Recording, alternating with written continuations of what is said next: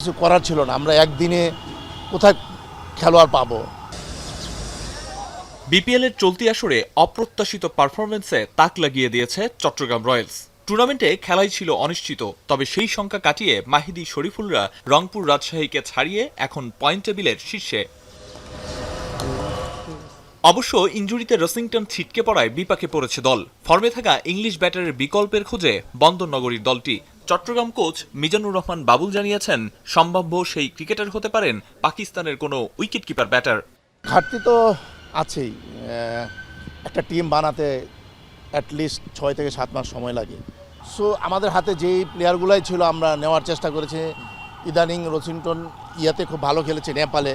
So ওইটা আমরা একটা সুযোগ নিয়েছি যে আসুক। ফার্স্ট ম্যাচে যখন ও খারাপ খেলেছিল আমরা মনে করেছিলাম যে আসলে বাকি ম্যাচগুলো আসলে কি হয়, আমরা চিন্তিত ছিলাম। বাট সেকেন্ড ম্যাচে ও এমনভাবে কামব্যাক করেছে, আমরা হয়তো পাকিস্তানি আরেকজন উইকেট কিপার ব্যাটসম্যান চেষ্টা করছি, হয়তো ও আসার কথা আছে, জানি না শেষ পর্যন্ত কি অবস্থা। এদিকে এবারের বিপিএলে ফিক্সিং ইস্যুতে আকসুর তৎপরতা কিছুটা অস্বস্তির হলেও দেশি বিদেশি ক্রিকেটারদের আকসুর আকস্মিক জিজ্ঞাসাবাদ বিপিএল এর স্বার্থে বলেই মনে করছেন তিনি।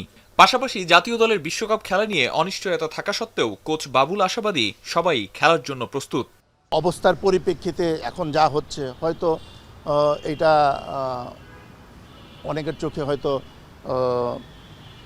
বেশি হচ্ছে, বাট আপনি বিগত দিনের যে ঘটনাগুলো ঘটে গেছে ওইটার পরিপ্রেক্ষিতে হয়তো একটু বেশি তারা নজরদারিতে রাখছে।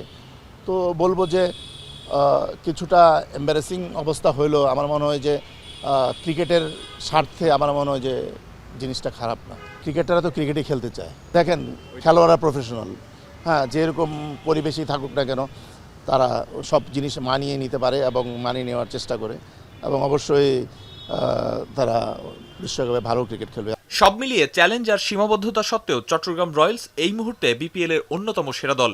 সামনে আরও কঠিন ম্যাচ অপেক্ষা করছে। নতুন বিদেশি খেলোয়াড় কে যোগ দেবেন আর কতদূর এগিয়ে যাবে রয়্যালস, এখন সেটাই দেখার পালা। আরিফুল ইসলাম সাহাব, এখন, ঢাকা।